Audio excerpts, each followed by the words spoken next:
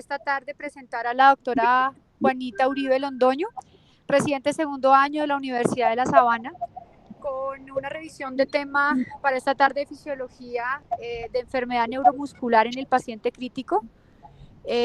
Una charla realizada con bastante esmero y esperamos que sea de su agrado. Y pues obviamente agradeciendo que esté Juan David, que seguramente nos va a aportar mucho también.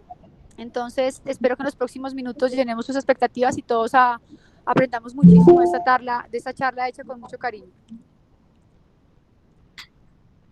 Gracias, doctora Lore. ¿Me están escuchando bien? Sí. Perfecto, entonces buenas tardes a todos. Como la doctora les contó, hoy vamos a hablar de enfermedad neuromuscular en el paciente crítico. El objetivo de esta charla va a ser profundizar sobre las enfermedades, pues sobre la enfermedad neuromuscular en UCI, sus implicaciones, posibles intervenciones, y vamos a hacer un énfasis en los mecanismos fisiopatológicos. Inicialmente les cuento, yo hice como un abordaje porque quería enfocarme un poco en la parte ventilatoria, pero la parte ventilatoria es bastante extensa, es casi otro tema y en la disfunción del diafragma es casi un tema adyacente, obviamente lo vamos a tocar, pero teniendo en cuenta pues, que estamos hablando de fisiología, nos vamos a centrar específicamente en esos mecanismos. Para poder desarrollar entonces nuestro objetivo, vamos a hablar inicialmente de las generalidades. Dentro de esto les voy a hablar de la definición, los factores de riesgo. Luego voy a continuar hablando de la fisiopatología de la enfermedad. Posteriormente tocaremos como qué opciones diagnósticas hay y cuáles son los problemas que se nos presentan a nosotros en pediatría para hacer un abordaje pues, adecuado en los niños. En cuarto lugar vamos a hablar del diafragma y la ventilación. Luego vamos a ver unos conceptos de rehabilitación, tanto de la rehabilitación física como diafragmática, y por último terminamos la conferencia, la charla con unas conclusiones y un taller. Entonces, sobre las generalidades, para que empecemos, la introducción de la ventilación con presión positiva, que se dio más o menos a mediados del siglo XX, condujo al advenimiento de las unidades de cuidado intensivo, como ustedes ven en la imagen, y con eso, pues todas las posibilidades que los pacientes vivieran a pesar de tener enfermedades o condiciones muy graves. Pero ese aumento o esa ventilación mecánica y las UCIs hicieron que los pacientes pudieran tener menos mortalidad, pero se empezó a aumentar la morbilidad asociada a la estancia en la unidad. Y ese aumento de la morbilidad es lo que ha sido como motivo de interés de investigación en los últimos 10 años. Específicamente en niños, la información que tenemos es un poco más escasa que la que hay en adultos, pero sí, a partir más o menos hace una década se empiezan a publicar más estudios que nos hablan del tema. En el 2013, Bowe y colaboradores publicaron un estudio que se realizó en 830 niños sin antecedentes identificados o enfermedad neuromuscular aguda. Ellos vieron como el comportamiento durante las primeras horas del ingreso a la unidad de cuidado intensivo y para ese momento encontraron que 1,7% de los pacientes tenían una debilidad generalizada. Sin embargo, esta estadística es un poco baja para lo que se ha reportado en estudios venideros, pues en estudios que lo siguieron, en donde se reporta que el deterioro funcional puede ser tan frecuente como hasta en un 30% de los niños, que incluso puede persistir hasta 2 años. Y realmente el problema con esta condición o con la enfermedad neuromuscular del paciente crítico es que nos estamos enfrentando a un reto diagnóstico, porque en los niños, como vamos a ver más adelante, no tenemos escalas que estén claramente validadas y eso hace pues, que tengamos más problemas para hacer estrategias terapéuticas que sean óptimas. Este estudio es un estudio muy interesante porque el impacto como en la enfermedad a corto plazo, pues cada vez lo conocemos mejor, pero el impacto a largo plazo, digamos que está un poco menos descrito. Entonces, en este estudio se investigó la debilidad adquirida en la UCI, la disfunción del diafragma, y cómo se asociaba esto con resultados negativos a largo plazo. Ellos incluyeron 69 pacientes y lo que pudieron ver es que, como ustedes observan en las gráficas, para la disfunción del diafragma, obviamente el comportamiento en el tiempo, de acuerdo a este Kaplan-Meier, pues nos muestra que la disfunción del diafragma sí perpetúa en el tiempo y continúa en el tiempo, pero no tiene un valor que es estadísticamente significativo para hablar como de las como complicaciones y la sobrevida. al contrario de lo que sucede con la debilidad muscular adquirida en la UCI, que sí tiene un comportamiento a largo plazo mucho mayor y que va a afectar la sobrevida de los pacientes. Entonces ellos concluyen que definitivamente la debilidad adquirida en la UCI, pero no la disfunción del diafragma, se asoció con una supervivencia deficiente a 2 años de los pacientes críticamente enfermos. Entonces, teniendo esto en cuenta y sabiendo que tenemos pues como tanto compromiso de la enfermedad y que tiene tantas consecuencias, vamos a empezar a definir qué es la enfermedad.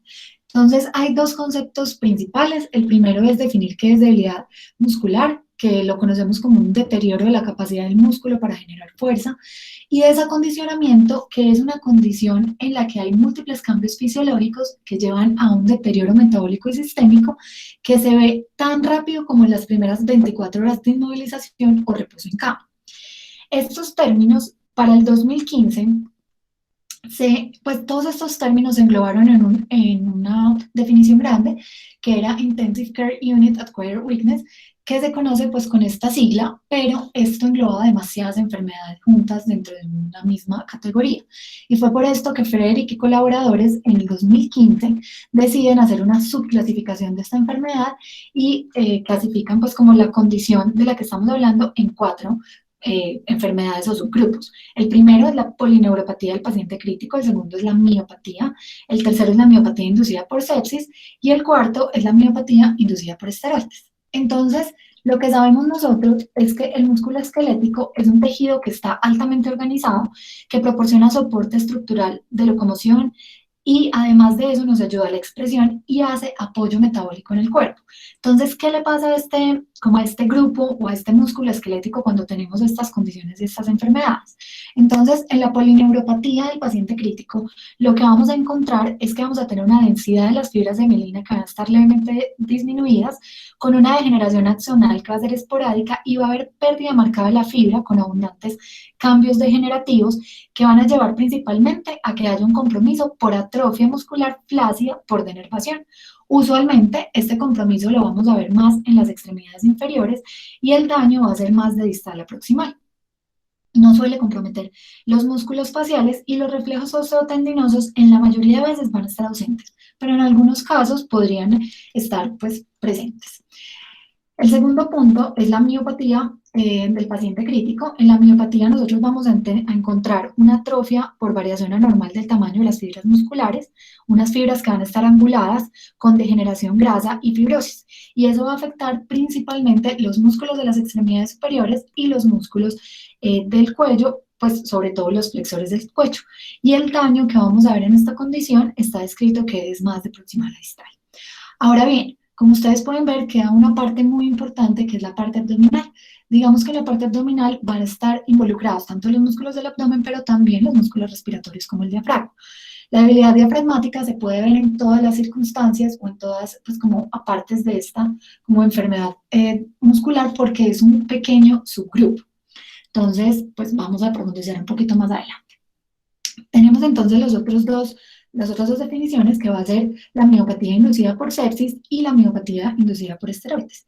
En la que vemos en sepsis vamos a tener una hipoexcitabilidad pues como la fibra muscular que va a llevar a una atrofia, no va a haber como un daño específico, preferencial, pues como protólisis de la miocina, pero sí vamos a encontrar unos sarcómeros que van a estar desorganizados.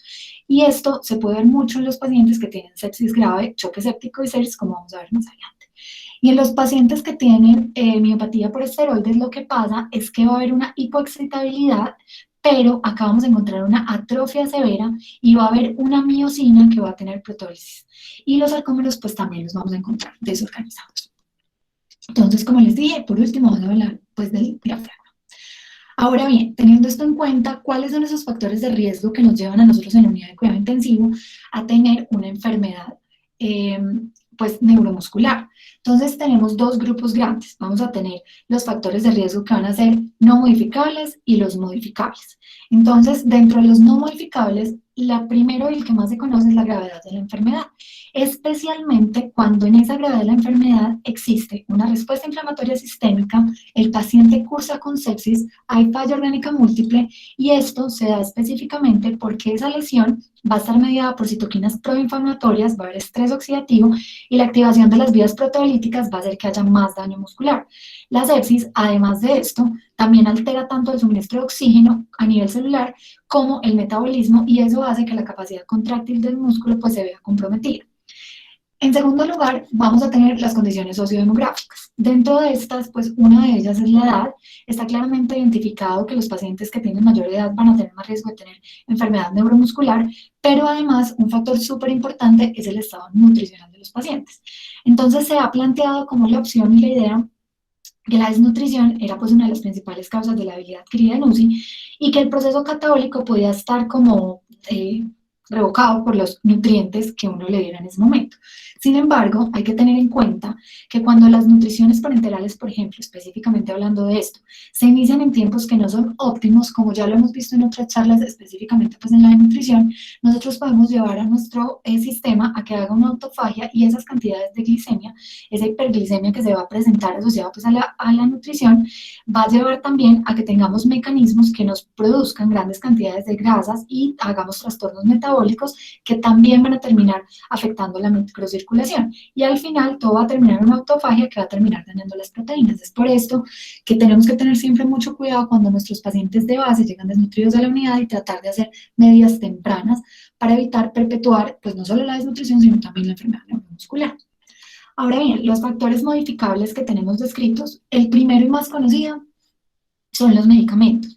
Entonces conocemos que hay muchos fármacos que se han utilizado para tratar pacientes críticamente enfermos que tienen efectos miopáticos. Dentro de estos están los sedantes que pueden ejercer un efecto pues tanto como perjudicial directo como indirecto al promover sobre todo un reposo y una atrofia por desuso y entre ellos hay algunos como por ejemplo el propofol que va a provocar una disminución específica de la contractibilidad en este caso del diafragma y esa contractibilidad alterada va a hacer que haya pues como un compromiso en esa mecánica ventilatoria. Esa dosis de propofol, pues o ese efecto del propofol va a ser dosis dependiente. El bloqueo neuromuscular también es conocido como uno de los grupos de medicamentos que nos van a llevar a desuso y atrofia.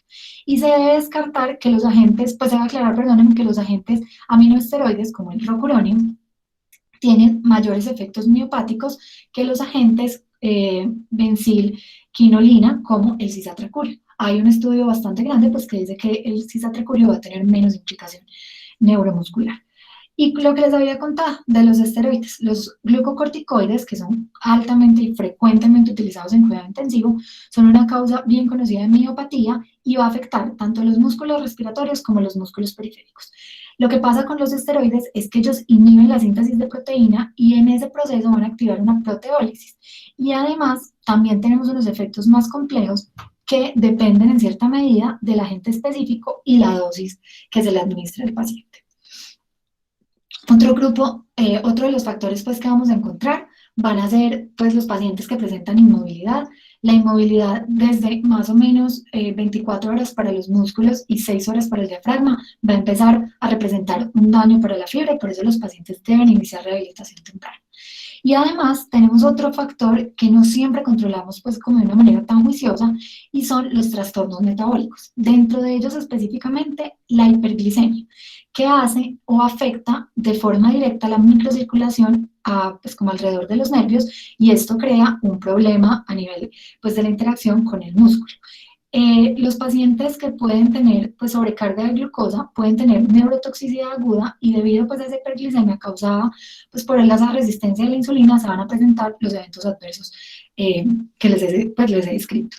Entonces, con estos factores nosotros ya sabemos o ya entendemos cuáles serán aquellos pacientes que se pongan como en más riesgo de tener esta enfermedad. Vamos a empezar ahora a definir y a ver este gráfico de forma grande. Yo lo que quiero que se centren acá es que ustedes vean que esto es un gráfico lleno de flechas, ¿sí? Y el tener tantas flechas solamente implica una cosa, y es que todos estos factores, cuando los ponemos en un mismo paciente, vamos a hacer que por distintas vías nosotros lleguemos a debilidad muscular, sea por estrés oxidativo o lesión o por atrofia. ¿Sí? Entonces ellos al final se interrelacionan, acá está pues descrito lo que ya les he mencionado, pero este gráfico nos ayuda a entender que son los mecanismos que llevan a esta enfermedad o a esta condición, son bastante complejos y pues que realmente son multifactoriales. Vamos a describir ahora entonces como la fisiopatología de la enfermedad. Entonces, sabemos que hay dos componentes grandes, la atrofia y la disminución de la función. Entonces, la fisiopatología de la habilidad adquirida en UCI, pues realmente hay puntos y artículos que dicen que sigue sin comprenderse por completo, pero vamos a tratar de explicar algunas de las, pues como de los puntos que ya sí se conocen. Entonces, lo primero es que vamos a ver la atrofia muscular. Lo que sabemos para la atrofia es que el estado catabólico, como en la enfermedad crítica en general que va a tener hormonas efectoras que van a ser anabólicas, que van a estar reducidas, y hormonas catabólicas aumentadas, va a llevar a que, pues, a que haya también una descarga mecánica inadecuada, y si a eso le sumamos la inmovilización, el desuso, la disminución de la carga, la ventilación mecánica, vamos a tener todas unas condiciones perfectas para que haya una atrofia muscular que se va a producir precisamente por una denervación funcional, en donde lo que vamos a tener es un problema a nivel de esa fibra nerviosa que va a tener contacto con el músculo. Pero no es el único mecanismo fisiopatológico que está descrito. Entonces también sabemos, y esto lo hemos visto porque se ha reportado en diferentes biopsias musculares, que los pacientes van a hacer alteración de las estructuras musculares y que podemos encontrar necrosis, inflamación, adipocitos y en algunos escenarios fibrosis. Además de esto, cuando la fibra cambia de composición y tenemos pacientes en condición crítica, los cambios microcirculatorios que van a influir específicamente en la vasodilatación y va a haber pues, y van a llevar a un aumento de la permeabilidad, van a hacer que nosotros tengamos alteraciones en la perfusión y eso nos va a llevar a mayor compromiso porque vamos a tener una entrega de oxígeno que va a ser deficiente. La implicación del daño de ese, pues específicamente por compresión inducida por edema sobre los músculos y los nervios sigue siendo pues como un motivo de debate y de saber si esto también hace parte pues como de los componentes que afectan la microcirculación.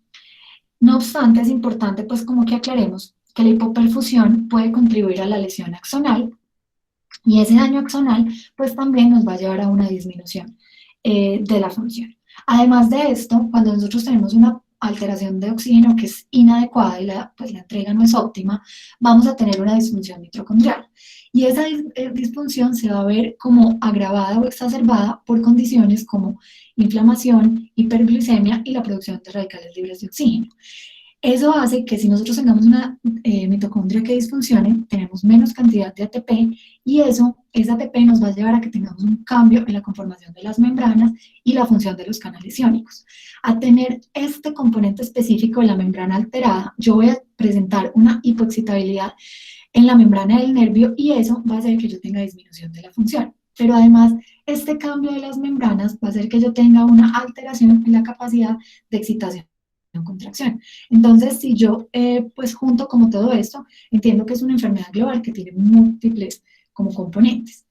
Acá hay un punto que quiero reforzar y es que ya está claramente pues como descrito que la inflamación y la hiperglicemia y el aumento de los radicales libres de oxígeno van a hacer que se activen distintas vías, entre ellas las caspasas, el NF-kappa beta y el complejo ubiquitin-proteasoma que van a llevar a que haya una proteólisis y esta proteólisis pues obviamente hará disminución de la función y por supuesto en el tiempo llevará atrofia.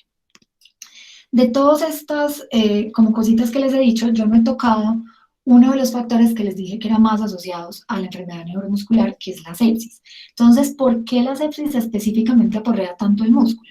Entonces, lo que pasa es que cuando tenemos un mecanismo, pues cuando tenemos una infección, los macrófagos activados en el tejido inflamado, así como esos monocitos y los neutrófilos en la sangre, van a secretar grandes cantidades de interleuquina 1, que es proinflamatoria, y TNF-alfa. Y eso va a impulsar una respuesta para tratar de compensar todos los mecanismos inflamatorios que yo voy a tener. Pero lo que se sabe, lo que se conoce, es que pues como al tratar de crear una respuesta que me compense la parte proinflamatoria con la parte antiinflamatoria, yo termino produciendo endógenamente sustancias que van a tener un compromiso o una acción directa sobre la fibra muscular y van a hacer que se lleve a adhesión, pues como a lesión directa del músculo. Entonces, los mecanismos descritos en sepsis realmente lo que nos dicen es que necesitamos tener como mucho cuidado porque el daño acá no solamente va a estar descrito por lo que fisiopatológicamente les expliqué en la diapositiva pasada, sino que además vamos a tener daños directos por las sustancias que nosotros tenemos liberadas en ese momento en el torrente sanguíneo. Teniendo en cuenta todo esto, pues que les hablo de la fisiopatología, seguimos tratando de respondernos la pregunta de cómo vamos a hacer para diagnosticar a nuestros pacientes que están en riesgo y cuáles son esas herramientas con las que contamos para poderles ayudar y pues una vez diagnosticados iniciar una rehabilitación temprana. Entonces, en esta línea de ideas, vamos a empezar a ver acá unos puntos que nos van a ayudar a saber cómo hacemos ese diagnóstico. Entonces, pues como la primera escala que está descrita para poder diagnosticar enfermedad neuromuscular de la UCI es el Medical Research Council, que es el estándar de oro, pero tiene un problema gigante. Y es que esta, que es una escala ordinal, y es esta que ustedes ven pues en este momento en la pantalla, tiene el problema gravísimo que debe hacerse en pacientes que están despiertos y cooperativos. Eso es lo que dicen los estudios en los que se les ha dado validez para hacer este diagnóstico. Y eso de entrada representa un problema en los pacientes pediátricos, sobre todo en cuidado intensivo, porque no todos están despiertos y no todos cooperan. Los niños no van a tener la capacidad de seguir instrucciones sino hasta que completan unos hitos del neurodesarrollo, entonces los pequeños se nos van a quedar un poco fuera de la posibilidad de usar esta escala. Esta escala es una escala pues ordinal validada que va a calificar esa habilidad muscular en 6 grupos musculares bilaterales de las extremidades superiores e inferiores y va a categorizar como las puntuaciones de acuerdo a la fuerza que tengan según esta escala que hay acá, en donde 0 es que no hay ni siquiera contracción palpable y 5 va a ser una escala de fuerza normal. La puntuación máxima que se obtiene con pues haciendo esta escala es de 60, pero un valor por debajo de 48 nos va a hablar de una posible debilidad muscular y para eso tenemos que tener en cuenta que no podemos tener ninguna otra causa de enfermedad adicional. Entonces, solamente podemos estar sospechando que la debilidad muscular sea por la condición del paciente al ingreso pues, a la unidad de cuidado intensivo. Además de esta escala, tenemos el Functional Status Score for the Intensive Care Unit, que es otra de las grandes escalas que está validadas para utilizar, pues, como para hacer el diagnóstico. Esta escala mide exclusivamente actividades funcionales y puntúa el nivel de asistencia física para cada actividad, incluida la marcha. Y a nivel, pues, como de asistencia, ella da 5 funciones que pertenecen como a acciones que se pueden desarrollar en el ámbito de cuidado intensivo, entre ellos, girarse en la cama, hacer transferencia de supino a sedante, transferirse desde sedante a bípedo, mantenerse sentado en el borde de la cama y la marcha. Y esta escala, pues, tiene una confiabilidad interobservador bastante buena, pero nuevamente, pues, los hitos que estamos evaluando, pues, no siempre son fácilmente utilizables en pediatría. Otra de las escalas que tenemos es el The Chelsea Critical Care Physician Assessment Tool, que es una escala que fue elaborada en Inglaterra y que pues lo que va a hacer es que mejora la gestión de la salud en pacientes que tengan debilidad en la UCI. Y esta escala evalúa específicamente como la morbilidad física asociada. Permite objetivizar de manera muy confiable la función de los pacientes y definir el apoyo físico necesario cuando van a irse también de alta para la casa. Esta escala consta de 10 ítems a través de los cuales se van a evaluar el movimiento, el equilibrio, la fuerza de la mano, la función respiratoria y la tos. No tiene no tiene validación en pediatría. Algunos pacientes, y también está descrito en la literatura, que la prueba de la caminata de 6 minutos va a ayudar a evaluar de forma global la condición no solo respiratoria, sino también física de los pacientes. Pero se puede utilizar en niños más grandes. Y por último están los estudios de conducción nerviosa, especialmente, pues, entre ellos y ellos, la electromiografía, que tiene un problema, porque uno diría que este es el estudio o el gold estándar para evaluar conducción nerviosa en la UCI. Sin embargo, cuando uno ve las electromiografías, parte de las pruebas que se hacen tienen que ver con como la voluntad del paciente de crear una fuerza para que recluten voluntariamente de unidades motoras. Entonces, en las unidades de cuidado intensivo, esto es un problema porque los pacientes no siempre por la condición de sedación pueden hacer un movimiento voluntario. Y a pesar de que se han descrito electromiografías sin necesidad de hacer este movimiento específico, pues los resultados no han sido del todo como avalados, entonces no es fácil hacer el diagnóstico. Y la biopsia muscular sí es una estrategia que tenemos y que se podría utilizar, pero que no la usamos de manera tan frecuente.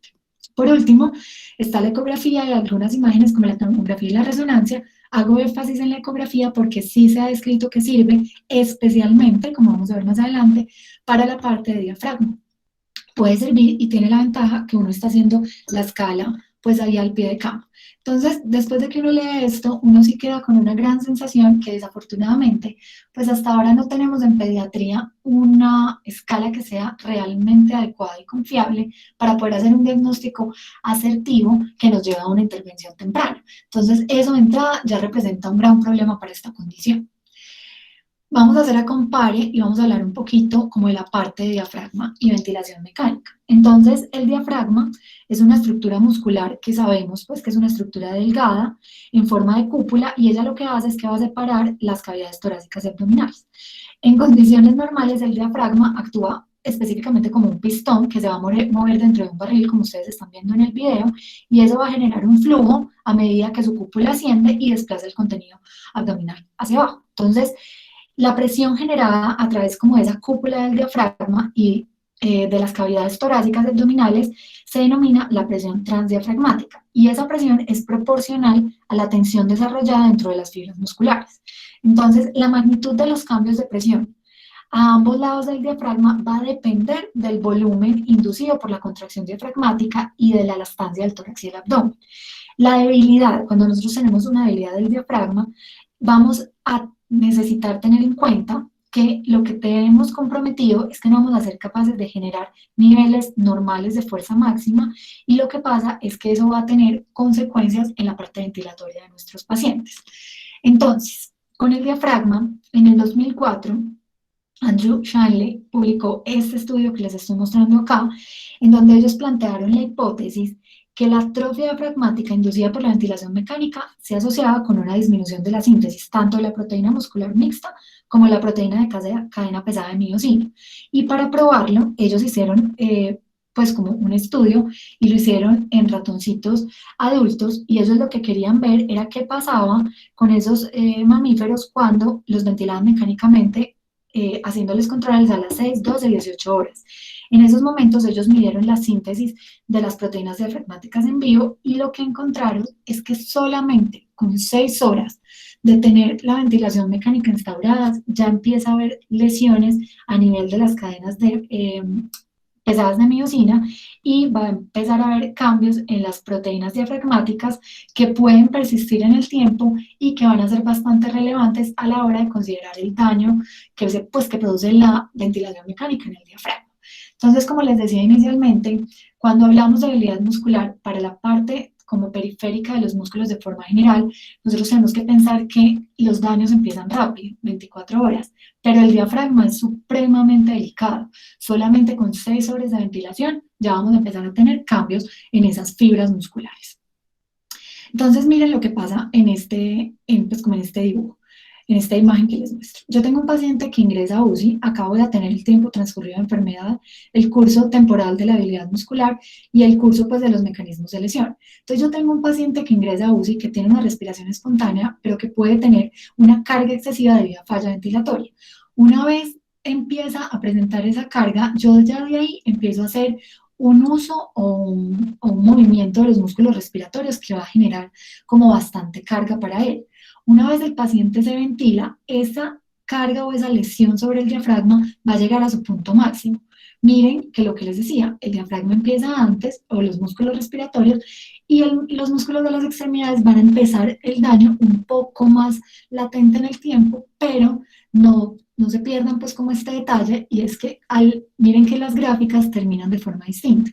Mientras que la debilidad muscular parece que persiste más en el tiempo, la debilidad diafragmática empieza a tener algo de recuperación una vez yo extubo a mi paciente y regreso a ventilación espontánea. Entonces, yo lo que tengo que tener en cuenta es que siempre que voy a tener una condición en la que va a tener un paciente que va a presentar además todos los factores de riesgo que ya hablamos y que tiene falla ventilatoria, debo hacer estrategias de forma temprana para evitar daño, pero también buscar extubar de una manera oportuna para evitar perpetuar como las lesiones que se pueden producir con la ventilación. Y eso mismo es lo que vemos acá. Entonces, el diafragma, pues el daño a ese diafragma se puede producir por distintos mecanismos.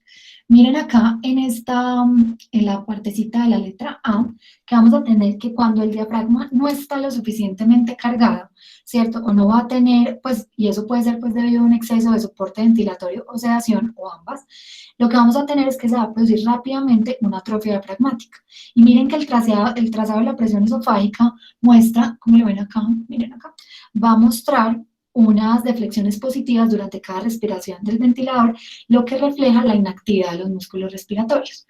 Mientras que vean la parte B, cuando el diafragma no está lo suficientemente descargado por la asistencia respiratoria durante las cargas mecánicas agudas, puede producirse una lesión que va a ser inducida por esa, pues como por esa condición de la asistencia. Y vamos a encontrar es una hipertrofia secundaria. El trazado, miren, de la presión esofágica lo que va a mostrar son unas desviaciones que van a ser negativas, que van a estar marcadas durante cada respiración, lo que refleja que el músculo está haciendo un esfuerzo vigoroso. Entonces, no puede estar ni con sobrecarga ni con carga subóptima. Él debe estar adecuado. Pero además tenemos otra lesión, que es la C. Cuando el diafragma se contrae extrínsecamente mientras se alarga, puede producirse una lesión muscular, especialmente en escenarios donde hay asincronías. Y algunas formas de asincronía, sobre todo paciente ventilador, como los esfuerzos ineficaces o la activación inversa, podrían predisponer a que los pacientes tengan unas contracciones excéntricas del diafragma y esto también nos va a llevar a presentar lesión.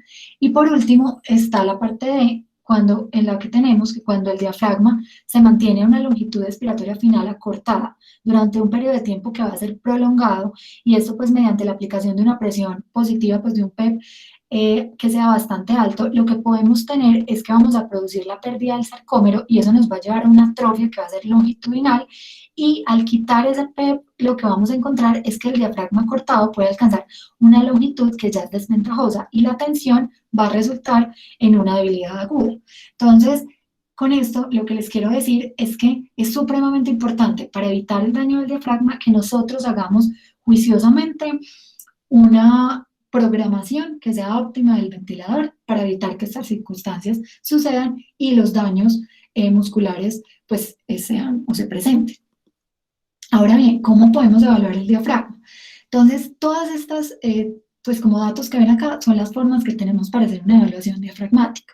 Nosotros podemos medir la actividad eléctrica del diafragma con electromiografía, podemos medir los tiempos de conducción del nervio frénico, podemos hacer presión de oclusión de las vías respiratorias, pero lo que actualmente digamos que está imponiéndose bastante en la evaluación del diafragma es la ecografía diafragmática, en donde vamos a medir específicamente la excursión diafragmática, el espesor diafragmático y la velocidad de acortamiento. Pero no voy a profundizar en esto porque es bastante complejo y creo que lo vamos a ver en algunos de los talleres que tenemos de ecografía. Continuamos entonces con la rehabilitación. Ya sabemos que se dañan los músculos periféricos, sabemos que se daña el diafragma y sabemos que existen unas estrategias con las que podríamos hacer diagnósticos. Entonces, ¿cómo vamos a rehabilitar a los pacientes y cuándo lo vamos a hacer?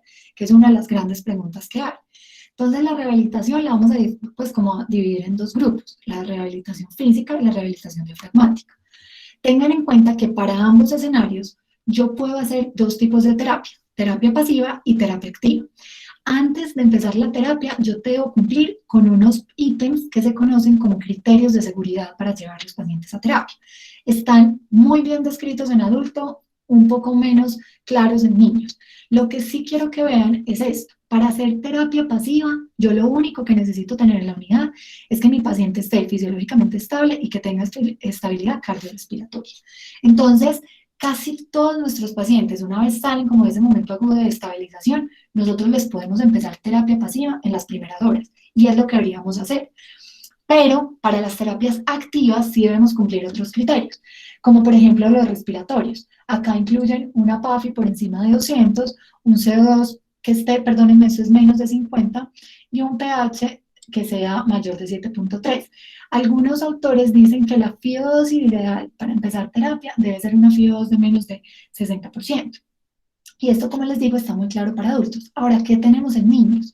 En niños sabemos que para poder empezar terapias activas, nosotros vamos a necesitar estabilidad cardiorrespiratoria, pero a la vez necesitamos unas condiciones neurológicas para hacer pues como para comprender instrucciones, realizar la intervención y que no haya pues como mayor limitación cognitiva o funcional, específicamente por sedaciones muy altas.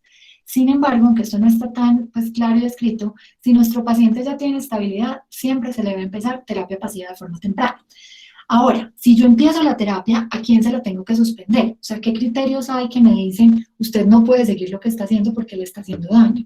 Entonces, si usted empieza la terapia y su paciente presenta arritmia, taquicardia, hipo o hipertensión, la saturación se le cae, empieza a hacer taquipnea para la edad o hay aumento del trabajo respiratorio, pues usted debería detener la terapia que está haciendo.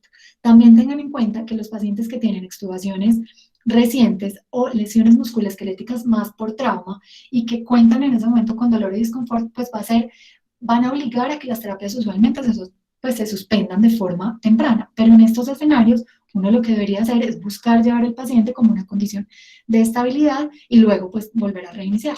No se les olvide estos de acá arriba, que sí son criterios absolutos para suspender la terapia y esos específicamente son los criterios en niños.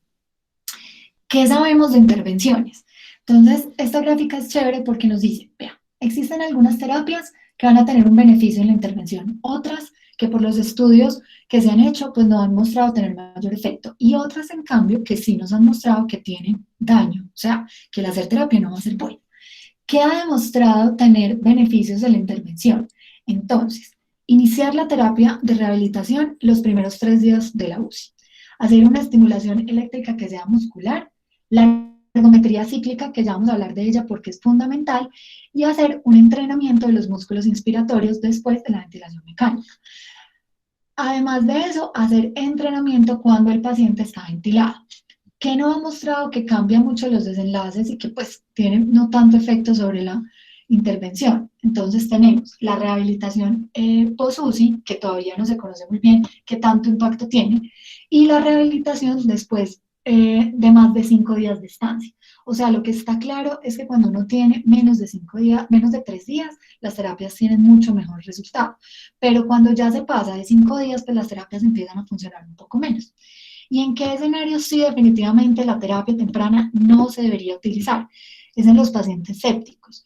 No se hace temprana, ¿por qué? Porque muchas de las estrategias que nosotros utilizamos en sepsis o que utilizamos en ese momento agudo es para tratar de disminuir como ese estado como catabólico del paciente para poder lograr tener como un equilibrio y ahorrar la energía que se nos está yendo como en la enfermedad y tratar como de llevarla hacia la recuperación. Entonces en sepsis sí se ha visto que los pacientes no se benefician siempre de terapia en los primeros 3 días. ¿Cuántos días específicamente deben iniciarse las terapias en sepsis? No, pues no lo encontré escrito, no sé si ahorita en la discusión del doctor Juan o alguno pues de los profes nos pueda decir, pero no hay un valor específico, simplemente dicen que cuando el paciente tenga un poco más de estabilidad hemodinámica. Dentro de las terapias, entonces sí hay una terapia que ha mostrado ser bastante útil en los pacientes en cuidado intensivo y ese es el cicloergómetro. El cicloergómetro es una bicicleta estacionaria que le va a permitir a los pacientes hacer ejercicio que puede ser pasivo, activo asistido o activo resistivo.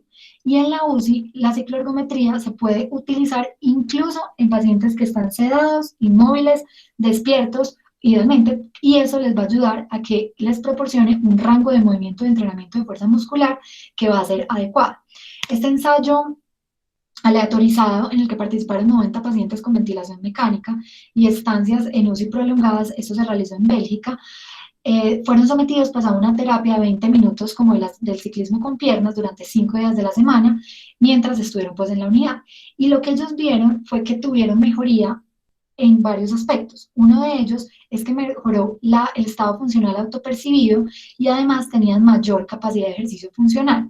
Y eso tuvo un impacto como en los desenlaces que siguieron de los pacientes. O sea, nosotros deberíamos tratar que esto sea lo que suceda en los pacientes. Traté de buscar la foto del niño, pero bueno, esta es de un adulto en la que pase esto, que tengamos pacientes críticamente enfermos, incluso ventilados, pero que activamente les estemos haciendo terapia para evitar todo el daño que ya les mencioné. Sobre la parte de la rehabilitación del diafragma, entonces, lo que tenemos que ver es que, miren los gráficos azules nos van a ir diciendo en esta dirección cuáles son las terapias que tenemos que hacer y cómo las podemos intervenir. Entonces, lo primero es que yo debo tener un objetivo de hacer unas respiraciones continuas activadas por el paciente. Para lograr esto, ¿qué tengo que hacer? Entonces, disminuya la sedación y los opioides de acuerdo a cómo tolere el paciente, vaya bajando la frecuencia respiratoria o cambie el modo ventilatorio para que usted promueva unas ventilaciones espontáneas. Si usted no puede alcanzar esas respiraciones espontáneas continuas, una de las estrategias a futuro que se han propuesto es hacer estimulación del nervio frénico. Luego hago una monitorización adecuada del esfuerzo expiratorio. El P0.1 es la disminución de la presión de la vía aérea durante los primeros 100 milisegundos del esfuerzo inspiratorio contra una vía aérea ocluida. Entonces, usted lo que puede hacer es que para tratar de manejar esto, ajuste el flujo, la presión inspiratoria, aumente el tiempo, ajuste la sedación y obviamente vaya ajustando de forma progresiva la FIO2 y la PDP. Además de eso, hago una monitorización de estrés y presión pulmonar. Entonces, cuando hace esa monitorización, usted debería bajar la presión inspiratoria, hacer ajustes en la PDP y obviamente monitorice las asincronías. Si esto no funciona, entonces una de las estrategias que se han propuesto es que en el tiempo usted pueda hacer un bloqueo neuromuscular parcial para poder lograr tener una mejor dinámica ventilatoria. Y por último, monitorice adecuadamente la ventilación, o sea, utilice gases para lograr pHs y PCO2 que sean pues, aceptables y evalúe obviamente la condición de su paciente para que usted lo prepare rápidamente para la liberación de la ventilación mecánica. Si nosotros seguimos de forma juiciosa como estas estrategias y vamos ajustando los parámetros ventilatorios día a día para tratar que los pacientes se les ahorre tiempo de ventilación mecánica, pues estamos haciendo inevitablemente que el diafragma tenga una forma mejor de recuperarse y una forma como de entrenarse. Entonces, eso pues también nos va a ayudar. Termino entonces la charla pues con todo esto que les he mencionado, que es bastante, con este artículo que se publica en el 2020 y hace parte de lo que se conoce como el PQ Up Liberation. Este artículo lo que dice es que usted debería seguir unas estrategias para tratar que su paciente se libere, entre comillas, lo más rápido posible de la UCI. Esas estrategias están en una línea, pues cada estrategia pertenece como una línea. Entonces, lo primero es que usted siempre debe evaluar de forma constante el dolor y hacer que su paciente no tenga dolor, pero también evitar estados en los que tenga el paciente con demasiada sedación. Hacer ensayos de despertar espontáneo y ensayos de respiración espontánea para que trate de forma casi como por protocolo de buscar todos los días que su paciente se extúe lo antes posible. Además de eso, escoja la analgesia y la sedación adecuada, siempre trate el delirium y miren que acá hablan como parte de las estrategias para librarse a la UCI, la movilización temprana y el ejercicio. Y eso sumado pues a que se debería incluir siempre el compromiso del empoderamiento de la familia. Esto se los quiero decir es porque digamos que me ha parecido muy interesante, sobre todo ahora pues en la rotación en la que estoy, que he podido aprender que realmente los pacientes necesitan una mirada muy global para que al salir de la UCI nosotros los podamos entregar lo más, digamos, sanos, entre comillas, y lo más funcionales posible. Entonces, si seguimos estas estrategias, pues los pacientes van a estar mejor. Y dentro de ellas la movilización claramente se puede hacer. Y como les mostré, el ciclo ergómetro es una de las estrategias que se pueden utilizar en las unidades de cuidado intensivo y que no tienen, pues no solo mayores costos, sino que además, pues no tienen como mayores complicaciones en los pacientes. Entonces, con esto finalizo. Pues para mí la charla fue muy interesante porque me parece que es un tema bastante amplio. Tratar de condensarlo fue pues como un reto. Y lo que yo concluyo de esta charla y lo que quiero que se lleven es que primero, la enfermedad neuromuscular es una entidad que tiene grandes repercusiones en los pacientes y aumenta la mortalidad, por eso siempre deberíamos tener conciencia de ellas. Segunda, la instauración es temprana y ojo con los factores de riesgo que tengamos que son modificables, porque no podemos intervenir que el paciente llegue a la unidad con sepsis, pero sí podemos intervenir que los pacientes no tengan hiperglicemia de forma constante y permanente o darles ciclos muy largos de esteroides si de pronto no hay una indicación tan clara. Debemos conocer la técnica correcta y el momento para rehabilitar, sobre todo recordar esos criterios de seguridad, sobre todo porque fisiatría en muchos momentos nos dice como, hombre, ¿para qué solicitan las interconsultas si los pacientes ni siquiera tienen las condiciones mínimas para que los empecemos a rehabilitar? Sin embargo, pues no estoy diciendo que no se les pidan, simplemente es como que tengamos en cuenta que hay unos criterios. Y debemos seguir estrategias ventilatorias que sean adecuadas para promover no solamente la liberación temprana de la ventilación, sino además menos daño del diafragma. Y por último, pues definitivamente los pacientes en todo hay que mirarlos de forma global, como un todo, y debemos abarcar, como les mostré al final, pues no solamente la familia, la movilización, sino también el dolor, el delirio y demás, para que salgan lo mejor posible. Les agradezco mucho, muchas gracias. Rita, muchas gracias por tu presentación. Estuvo muy chévere.